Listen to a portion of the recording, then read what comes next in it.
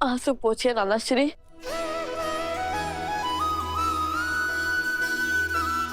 नाना श्री, एक बार पुनः कहो। अपने आंसू पोछिए नाना श्री।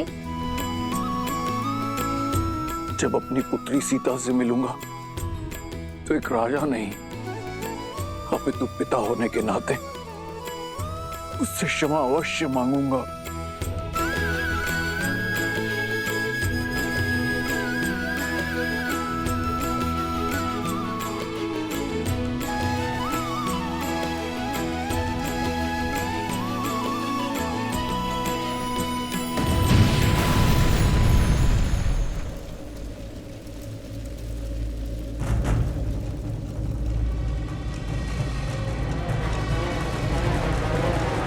कहाँ है राम और सीता के पुत्र? अयोध्या के लवकुश कहाँ है?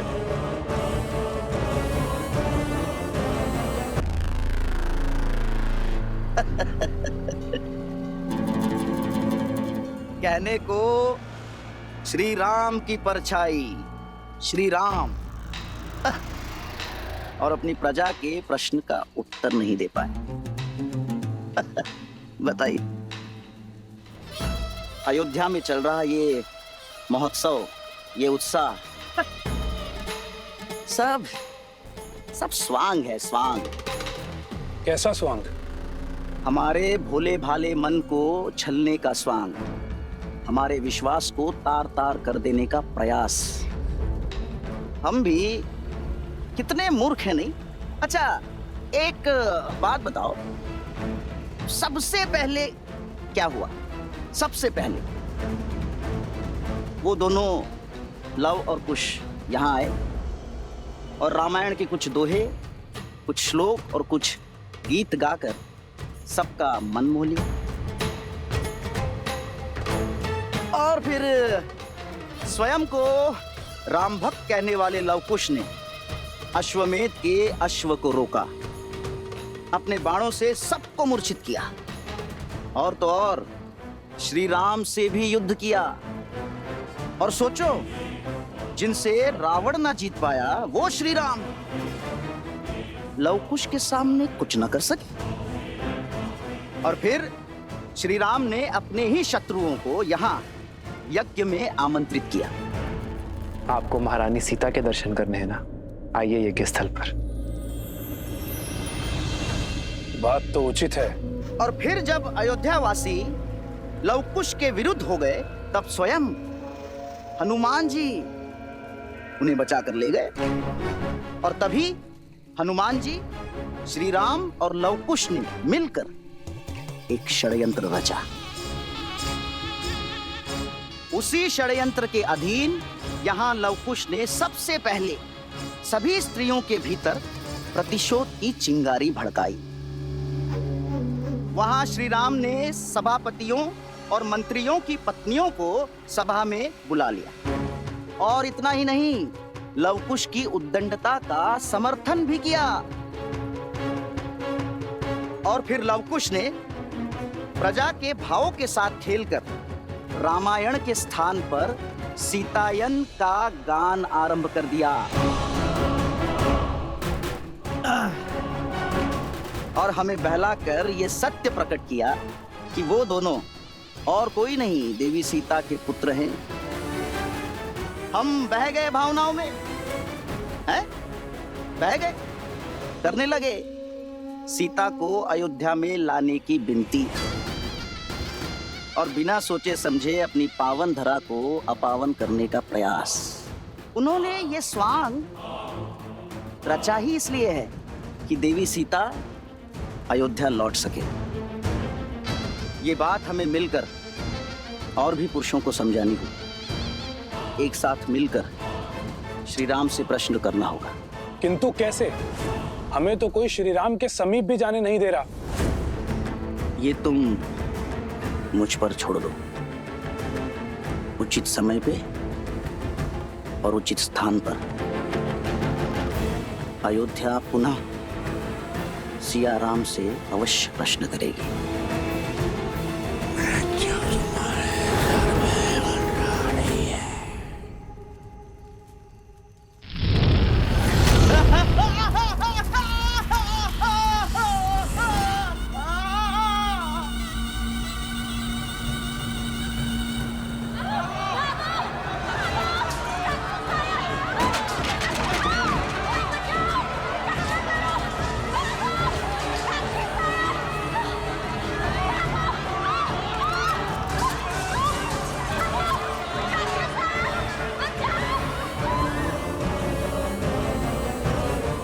अयोध्या के लवकुश बाहर आओ।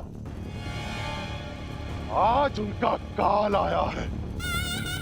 जिस प्रतिशोध की अग्नि मुझे जला रही है, उस अग्नि को शांत करने के लिए उन्हें स्वाह होना पड़ेगा।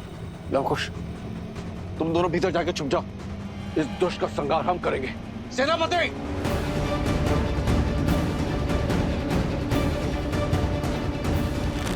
नहीं नानाश्री, रघुकुल का नियम है कि जिसे ललकार मिले वही प्रहार का उत्तर देता है, और ये हमें पुकार रहा है। तो इसका भी सामना हम ही करेंगे। नहीं, मेरी सीता तो मुझसे दूर हो गई, पर उसके अंशों को दूर नहीं होने दूंगी। नहीं।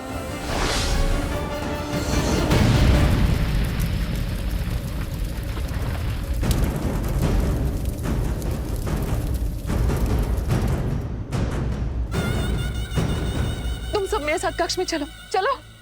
नहीं नानी माँ, आप भूल गई हम सिया के और रघुकुल के राम के पुत्र हैं। हमें कुछ नहीं हो सकता। ये हमारा एक रघुवंशी का वचन है कि हम सुरक्षित लौटेंगे, और वो भी उस असुर का सर्वनाश करके।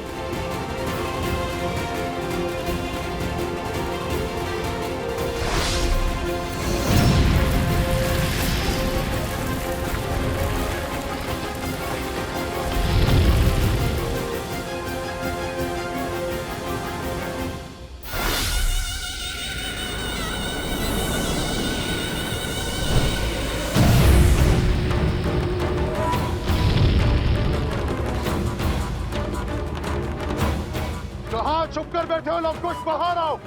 पिंगलाश तुम्हें चुनौती दे रहा है।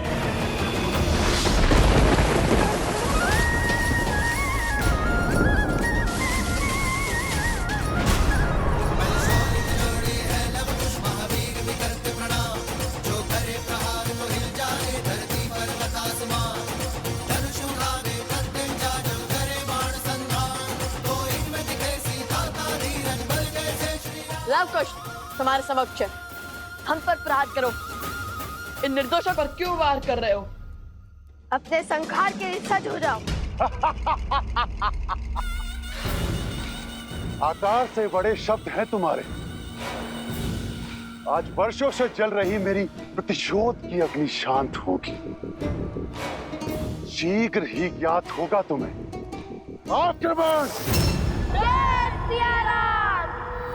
तुम दोनों के अंत के बाद तुम्हारे रक्तपात से होगी मेरी अग्नि शांत।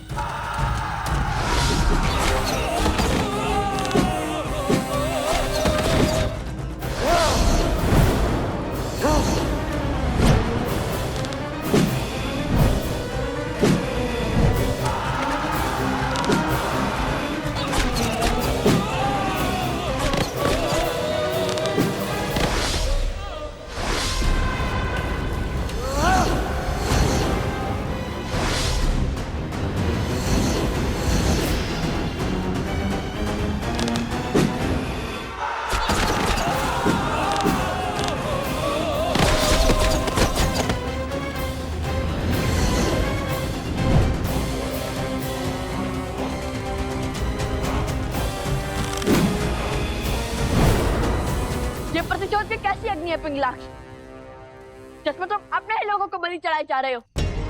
बताओ, इस अधर्म के भागी क्यों बन रहे हो? हमसे तुम्हारी क्या शत्रुता है? इससे पहले कि ये अग्नि तुम्हें ही भस्म कर दे, सब कुछ छोड़कर प्रभु श्री राम के शरण में आ जाओ पिंगलाक्ष। बस! सेना हर ओर से आक्रमण करो, आगे बढ़ो।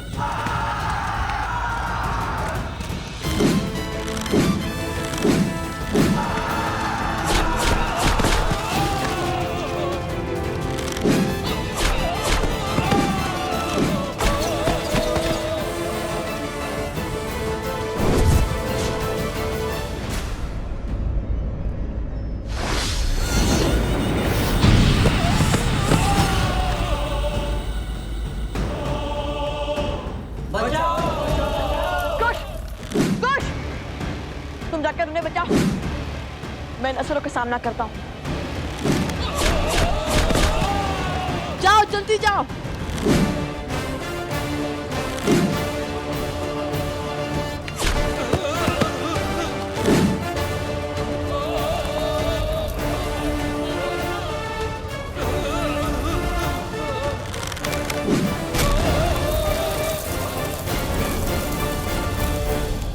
बाहर आओ, सब लोग बाहर आइए, इस ओर चलिए। शीघ्र कीजिए सैनिकों, शीघ्र कीजिए। जब दो हिरण को एक साथ अखेट करना कठिन होता है तो उन्हें एक दूसरे से दूर कर अकेला करना ही उचित होता है। शीघ्र कीजिए, सब सुरक्षित तो है ना? जाइए जाइए।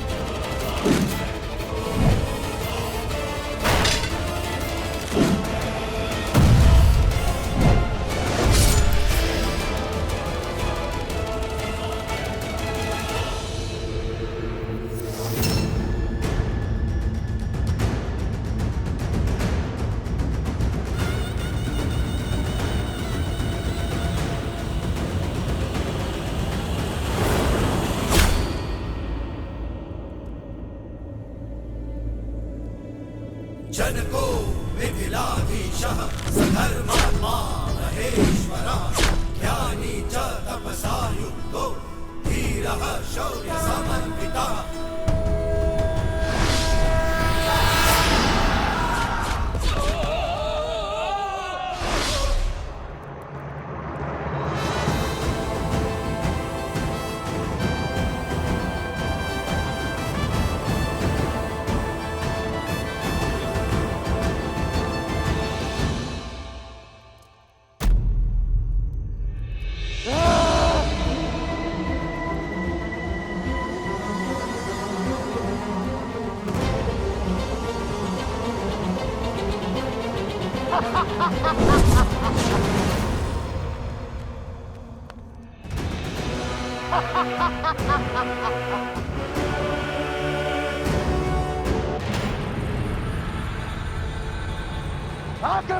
सावधान रखो।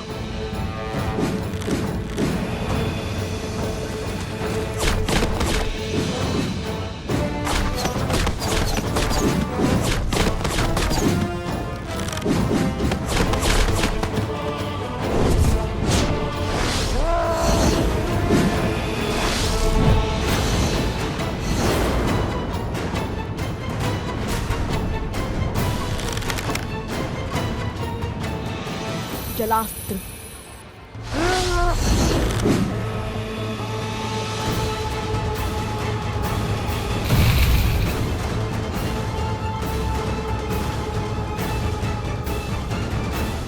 जलास्त्र। जलास्त्र।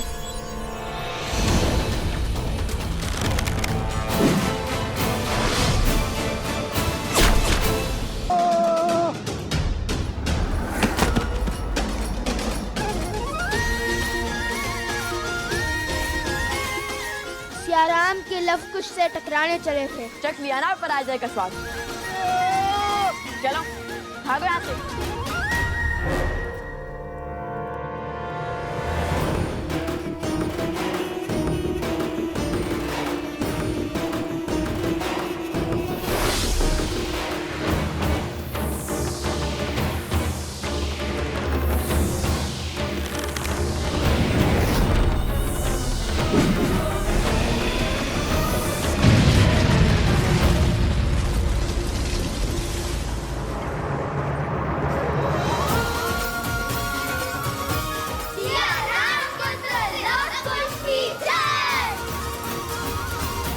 कौन था ये? और भला हमें क्यों मारना चाहता? और वो भी तब जब माता पुनः अयोध्या लौट रही है।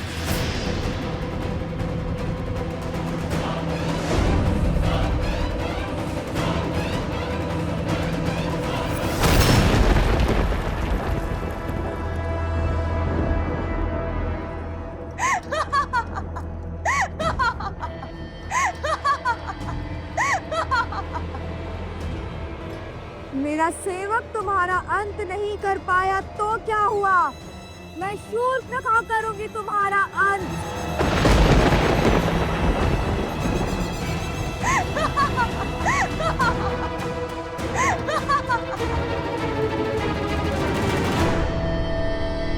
पाया तो क्या हुआ? मैं शूर्पणखा करूंगी तुम्हारा संहार।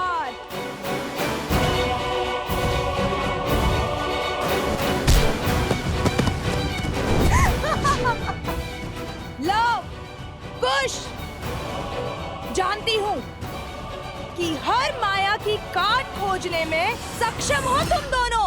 तो तुम हो जिसने हमें पहले भी मारने का प्रयास किया था, और हमने पहले भी तुम्हारे प्रयास को विफल किया था। तुम्हारे कारण मेरे भाई के प्राण संकट में पड़े हैं।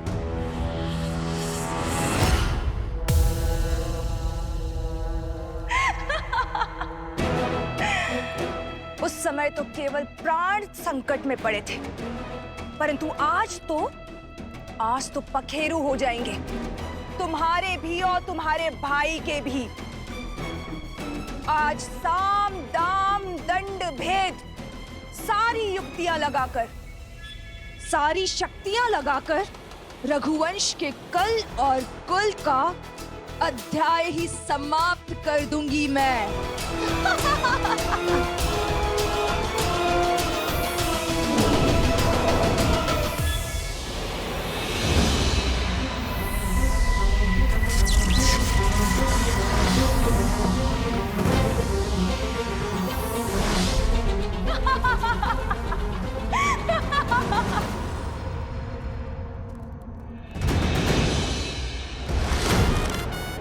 सावधान शूर्पणखा, स्त्री पर वार करना रघुकुल की मर्यादा का संघार है। रोक दो ये दुस्साहस, अन्यथा कहीं हमें भी काका श्री लक्ष्मण की भांति उनके पद चिन्हों पर न चलना पड़ जाए। उदंडी बालक,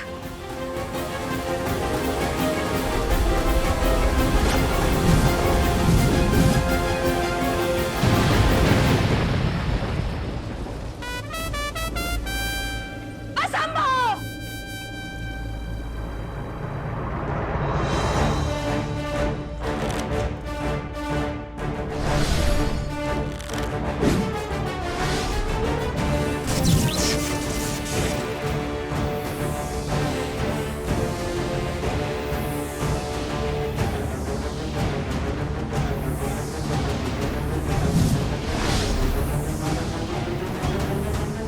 तुम्हारे हर मायाजाल का अंत हुआ शूर्पणखा। अब तुम कोई खेल नहीं खेल सकती, कोई स्वाद नहीं रच सकती।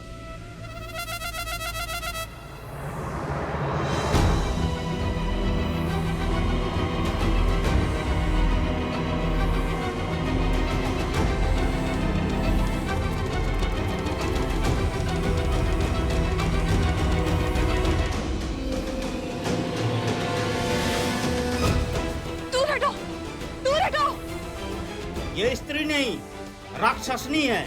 इसका वध इसी क्षण होना चाहिए। मारो इसे। अरे सिया राम के वियोग का कारण भी तो यही है, मारो इसे।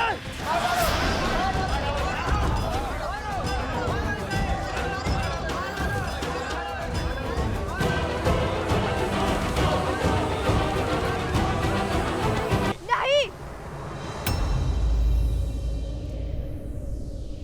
माना कि एक राक्षसी है, किंतु है तो एक स्त्री ही ना, एक माता ही ना।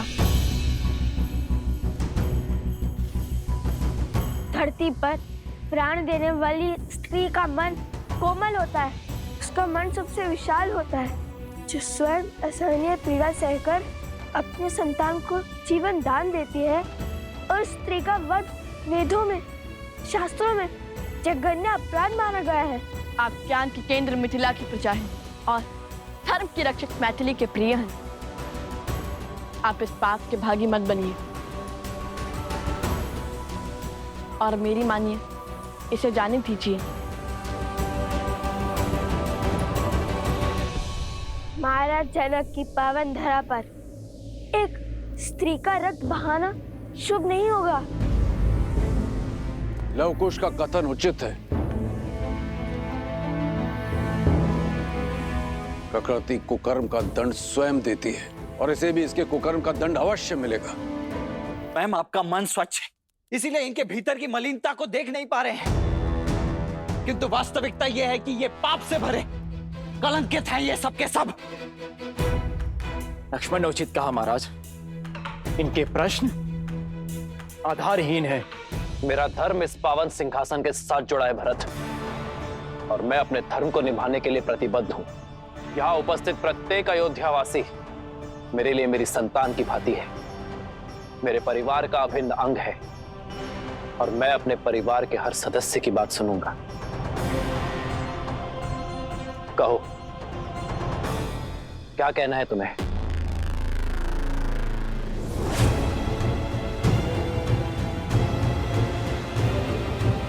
भयभीत होने की आवश्यकता नहीं है, जो कहना चाहते हो कहो।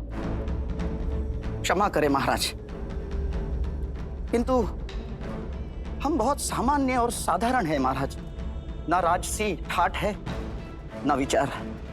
हमारी सोच अवश्य मलिन और कलंकित हो सकती है, परंतु हमारी मंशा नहीं महाराज। महाराज, हमारा संशय है, हमारा प्रश्न और हमारी मांग केवल इतनी सी है कि इतने वर्षों तक महारानी देवी सीता अयोध्या से बाहर थी, वन वन भटक रही थी, और जब लौटी तब आपने बिना सोचे समझे उन्हें अपना लिया महाराज। और आप ही क्या, आपकी संपूर्ण अयोध्या उन्हें अपनाने को सज्ज है महाराज। हम तो केवल इतना चाहते हैं महाराज कि देवी सीता पुनः एक बार अग्नि परीक्षा दें। क्या?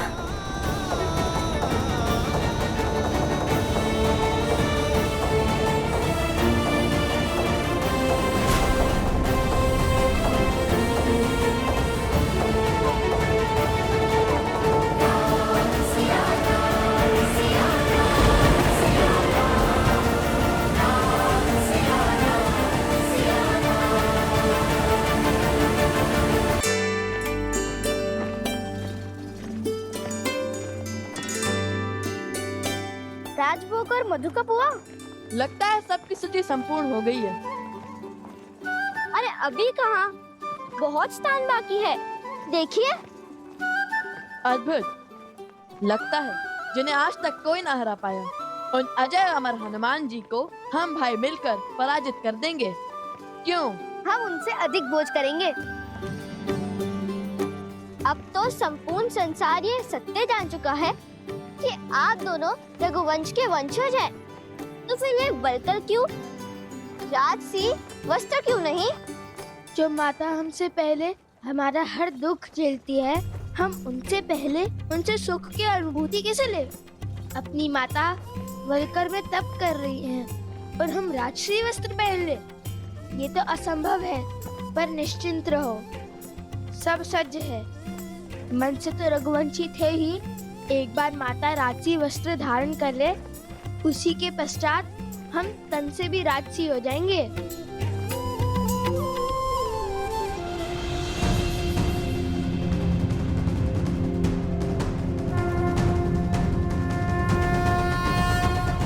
इस पावन सिंहासन पर विराजने के लिए अपनी सुचिता की परीक्षा तो महारानी देवी सीता को देनी ही होगी महाराज। उन्हें अग्नि की कसौटी पर खरा उतरना ही होगा।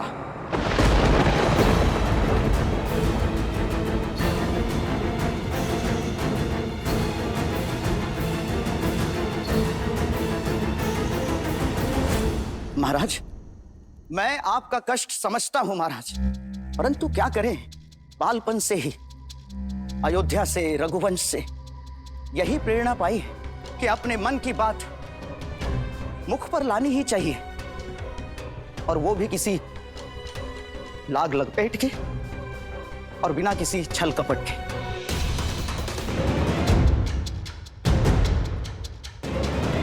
ये क्या कह रहा है? बड़ा ही निर्लज्ज है।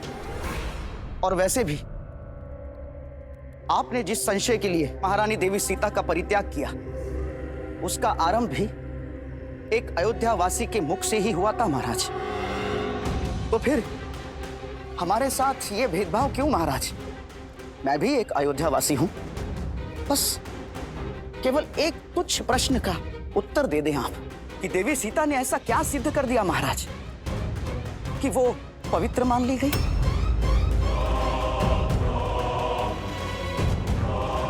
और उन्हें पुनः अयोध्या में वास करने की आज्ञा मिल गई। ये अनर्गल बातें कर रहा है।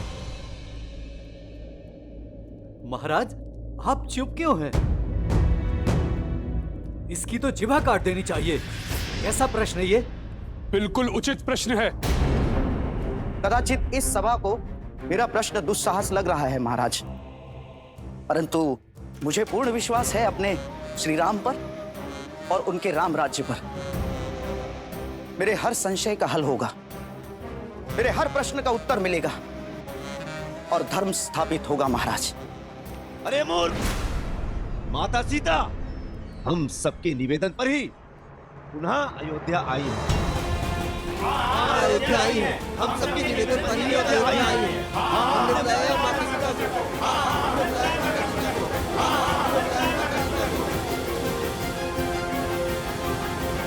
माना कि ये गुहार अयोध्या से ही उठी थी, किंतु महाराज भावों के भंवर में बहकर मानो क्या कुछ नहीं कर जाता। जैसे अपनी सीता मां के मान के लिए आपके अनुज लक्ष्मण ने आज आप ही की सभा का अपमान कर दिया महाराज, और एक अयोध्यावासी पर ही बाण तान दिए।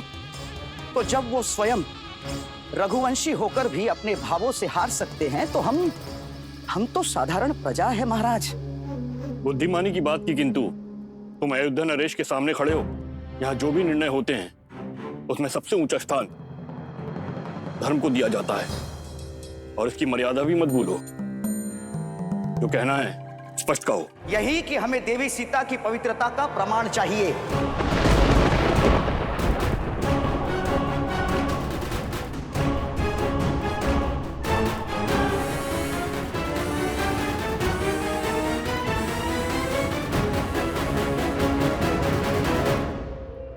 महाराज, जब रावण के पाश से मुक्त होकर अयोध्या की महारानी ने अग्नि परीक्षा दी थी, तो अब 13 वर्षों के पश्चात लौटने पर क्यों नहीं?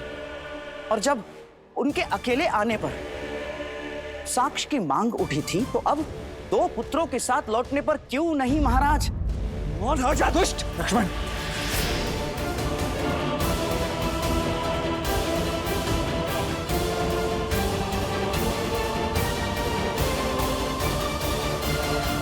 ये कैसा घोर कलंक लगा रहा है महारानी पर। तो अब आप ही बताइए कि दुविधाओं के इस धुन में ये कैसे सिद्ध हो कि लव और कुश। ये शब्द निकलने से पहले मेरी जिह्वा क्यों नहीं निकल जाती? क्यों ये नियति हनुमान को ही कलंक देना चाहती है माता? न जाने अयोध्या का ये कैसा दुर्भाग्य है, न जाने ये भाग्य सदा आपकी ही परीक्षा लेने के लिए क्यों आतुर है। बस इतनी सी बात, इसमें रोने की क्या आवश्यकता है? परीक्षा तो मेरी नियति में लिखी है, और जो नियति में लिखा है वो तो होना ही है। तुम बस प्रसन्न रहो। सूर्य वंश में सुख का सूर्य चमक रहा है, सब शुभ हो रहा है हनुमान। कुछ शुभ नहीं हो रहा है माता। जो उचित था वो भी अनुचित हो गया। आज तक राम काज के सुख और संतुष्टि की अनुभूति की है इस सेवक ने माता, किंतु आज ये राम काज पाप सा प्रतीत हो रहा है मुझे माता। हनुमान हो तो राम काज में कोई बाधा नहीं आनी चाहिए। कहो हनुमान, श्री राम ने तुम्हें क्या कार्य सौंपा है?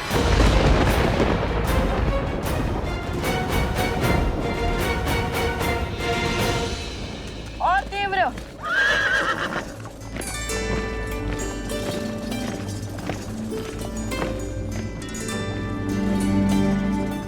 कुश, क्या हुआ?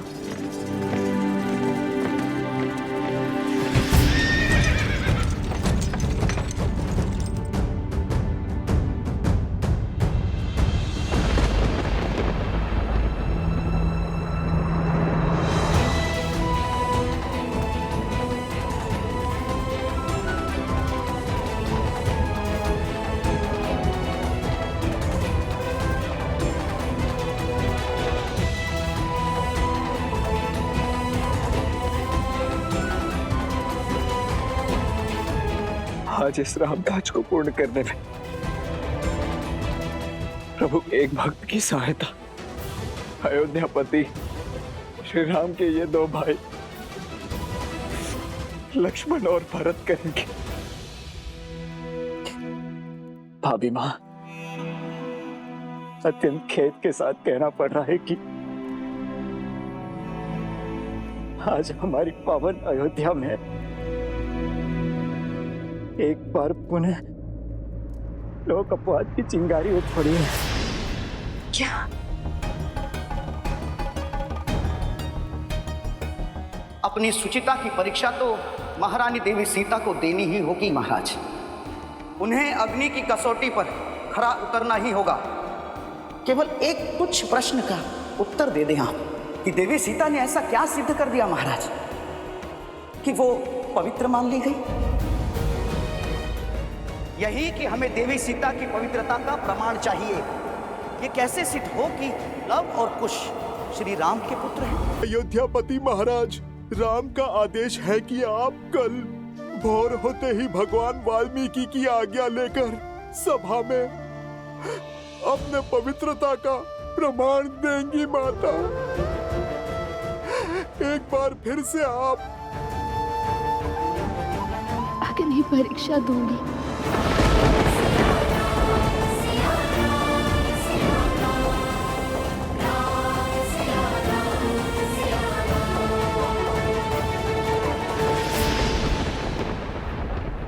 निकालो जोर से, और जोर लगाओ। कुश, इतने शांत क्यों है? ये उचित नहीं है। कुश, आप आगे बढ़ने की तैयारी कीजिए, मैं कुश को संभालता हूँ। उचित है।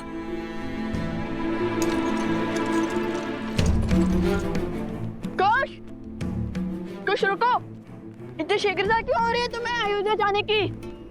कुश, कुश क्या हुआ तुम्हें बताओगे? नहीं पता भैया। तो जब नहीं जानते तो फिर ये सब क्यों? वही तो समझ नहीं आ रहा, बस मन घबरा सा रहा है। मन कर रहा है शीघ्र माता के पास पहुंच जाए। लगता है अवश्य हमारी माता किसी संकट में है। शांत हो जाओ कुश, सूर्य ढलने को है। अंधकार में यदि वन पार करोगे तो तुम्हें माता तक नहीं, माता को तुम तक पहुंचना होगा। कई बार जब हमारे स्वप्न सत्य में पूर्ण होने लगते हैं तो मन में भय का भाव उत्पन्न होने लगता है, बिल्कुल वैसे ही जैसे भोर होने से पहले अंधकार तीव्र हो जाता है और तुम्हारा मन भी उसी भाव से भरा है। कुश, मेरी बात मानो, सहज हो जाओ। तुम जैसे सोच रहे हो वैसा कुछ नहीं है।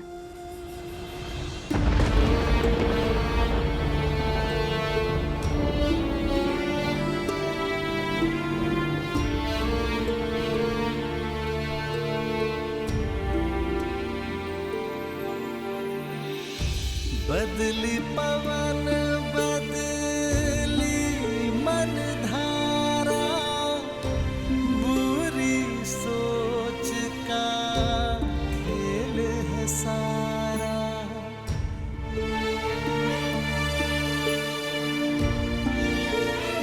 आप सब प्रस्थान कीजिए, मेरे ध्यान का समय हो चुका।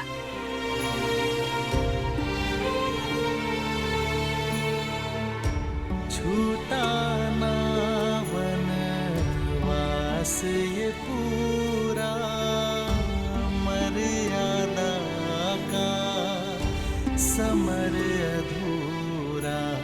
राम सिया राम सिया राम।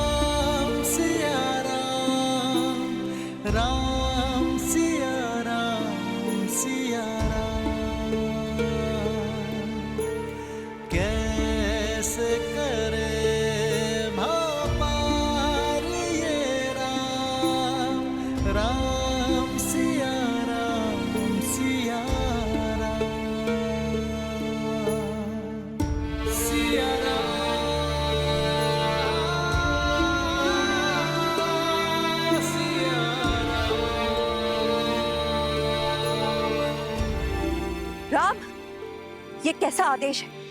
कैसा अनर्थ है? कैसा पाप है? शांत हो जाइए दीदी, तनिक धीरज धरिए। धीरज ही तो धर के आई हूँ।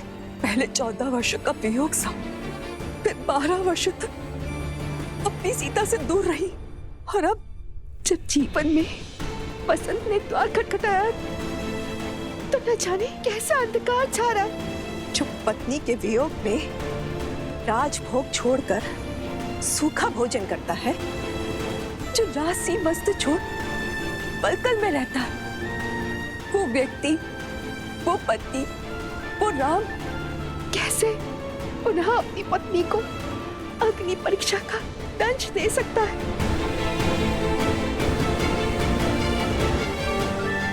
पुत्र, सीता किसी कसौटी पर परीक्षा नहीं देगी।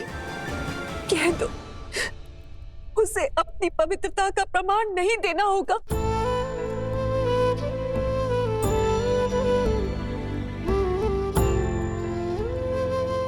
राम को अपनी सीता से कोई प्रमाण नहीं चाहिए माँ। मुझे अपनी सीता के प्रेम पर, उसके त्याग पर, उसके समर्पण पर पूरा विश्वास है, और मेरी सीता को मेरे निर्णय पर। किंतु अयोध्या की महारानी होने के नाते उसे प्रजा की कसौटी पर खरा उतरना होगा ना।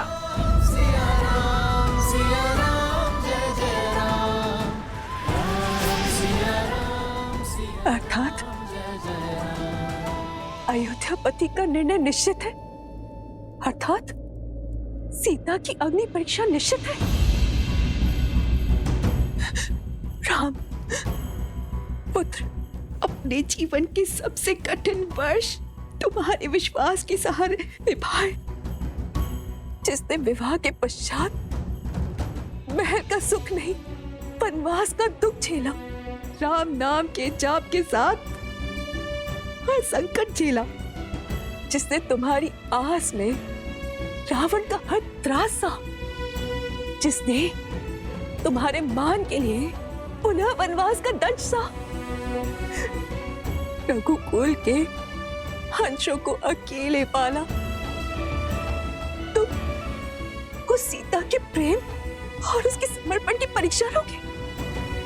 जीवन में जब सुख मिला है तो वो भी उसे छीन लोगे, उसे पुनः परिवार के सुख से वंचित कर दोगे। उसके साथ खड़े होने के स्थान पर उसके ऊपर प्रश्न करने वालों के साथ खड़े होगे।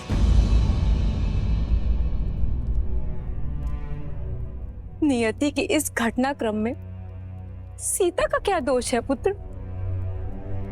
कलंक का कीचड़ हर बार सीता के आंचल पे ही क्यों लग जाता है? उन लालचनों का उत्तर देने के स्थान पर तुम उन लोगों के साथ जाकर खड़े हो गए हो जो सीता पर प्रश्न उठा रहे हैं। क्यों पुत्र, क्यों क्यों?